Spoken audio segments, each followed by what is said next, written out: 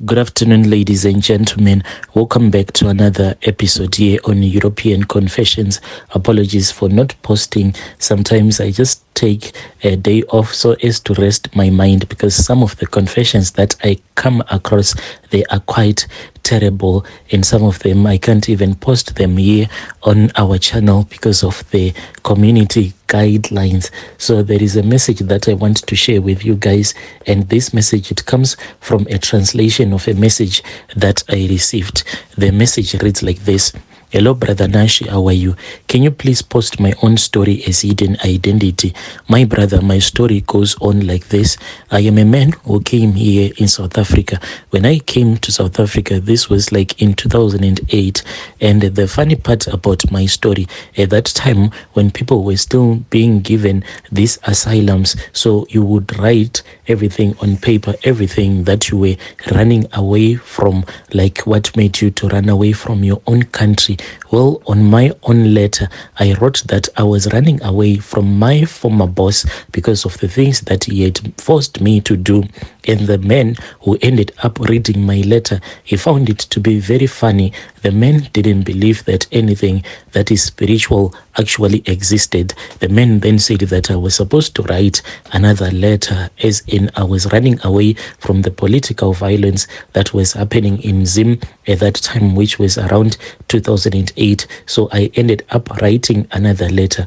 But the truth of the matter, my brother, is that when I came here to South Africa in 2008, this was in July, when I came to South Africa, I was running away from my former boss who had forced me to do some terrible stuff. And I just ended up being with people who were running away as well from Zim. But my matter, it was found to be quite funny, and no one ever believed it. And from that day until today, I have been keeping this secret in my heart, because I feel like a fool knowing that those people, they laughed at me. The officials that were assisting us, they laughed at me because they thought that no such a thing can ever exist.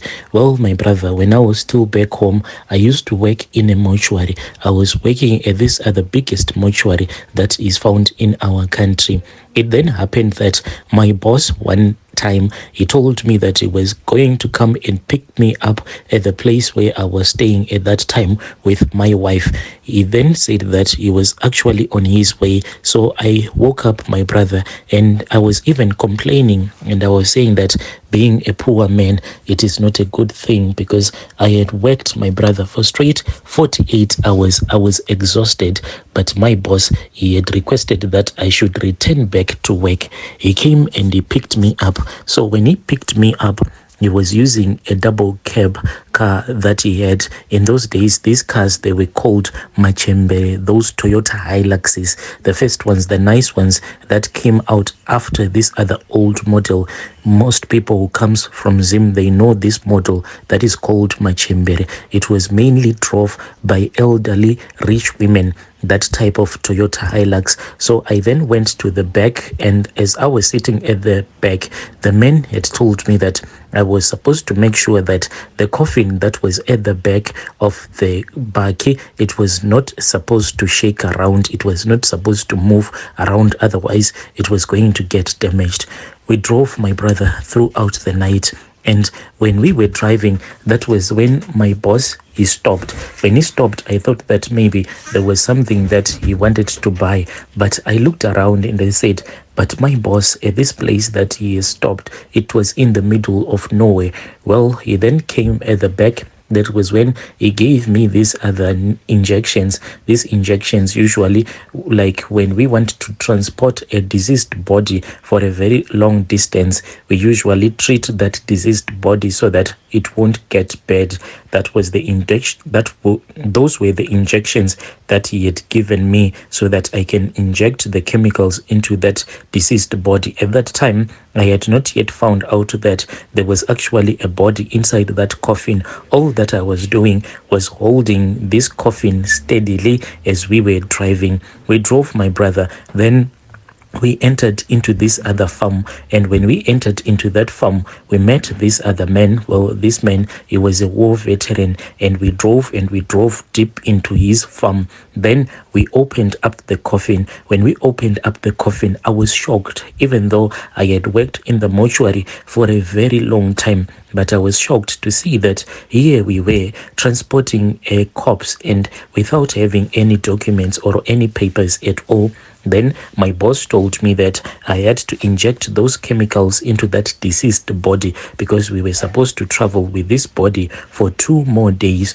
Well, my brother, throughout the day, we were resting at that old man's farm. Then when it was in the evening, that was when we started driving. We drove, my brother, and I do not want to tell you to the village where we drove to, because I still fear for my life. Well, when we finally arrived at that war veterans village, I then found out that this war veteran, there was actually a brand new truck that was parked at his compound. So this is where they wanted to do the rituals. Well, that old man, he got into the truck and he drove the truck. So the truck was in the front. Then me and my boss, we were driving behind that war veteran. We drove deep into the forest, my brother.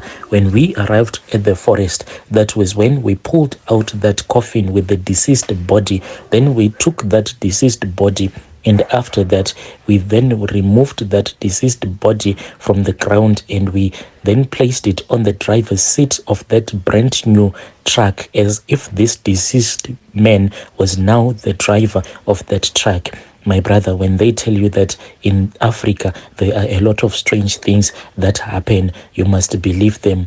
We left that brand new truck deep in the forest. We just left that deceased man whilst we had tied his hands to the steering wheel. Then we returned back to that war veterans compound and we rested. After we had rested for another day, mind you, this corpse now, it was the 3rd day when this corpse was out of the mortuary. We then returned back deep into that forest. More rituals were done. So when we returned, I expected that we were going to find that corpse already going bad, but this corpse, it was as if by the day it was getting alive and alive by each and every passing day. We spent 4 days with this corpse out of the mortuary.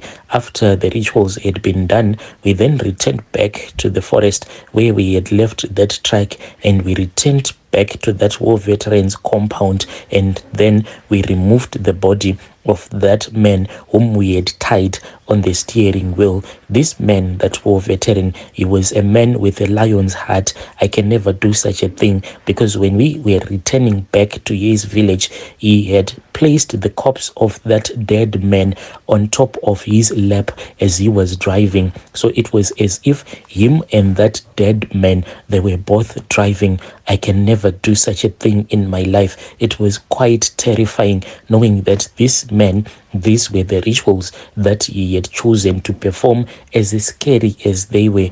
Well, when we returned back to that compound, then the boss ordered me to inject more injections into that deceased body, more chemicals. But this body, my brother, it was actually shining. You could see that the skin, it was not going pale, because usually a deceased body, as soon as a person dies, you can actually see that the skin will become pale when blood is no longer circulating. But this body, it was as if it was now alive. It seemed more alive than dead. I even hesitated to lock up the coffin because I was afraid that maybe this man, he was not dead, he was half dead. Well, my boss made me to jump back at the back of that pickup. Then we drove all the way back to Harare. So when we did all of these things, I then told my wife that this is what my boss had done. Well, women, my wife then decided to confront my boss. She came to the office one day, and when she came to the office, my wife, she came to the office one day. That was when she confronted my boss. I was not there. After she had confronted my boss totally denied. My boss said that he did not know anything. All that he had done was that he had came to pick me up and dropped me off at the mortuary, and he had returned back to his place. He said that if this was what I had done, then I had to be arrested, and he didn't know anything about it. So when my wife got out of my boss's office, she then called me about this issue. When we were still talking, I then saw that my boss was actually calling me, and he wanted to confirm if I had told my wife about this issue. I got scared, my brother. At that time, I was already in town. I then went to this other area where I knew this other Malaysia. I spoke with him and he agreed. I told him that at that moment, I didn't have any money at all, but I was willing to give him one of my TV as well as some of my couches, and he agreed, and he said that he was going to send some people to go and collect it from my place, but he was going to travel with me to South Africa. He traveled with me to South Africa and left me in Musina at that place, at this other place where they used to give people from Zim asylums. That is how I ended up being in South Africa. Since that time, I have managed to return back home, but whenever I am on the bus returning back to Zim, I always feel afraid of this thing that my boss made me to do.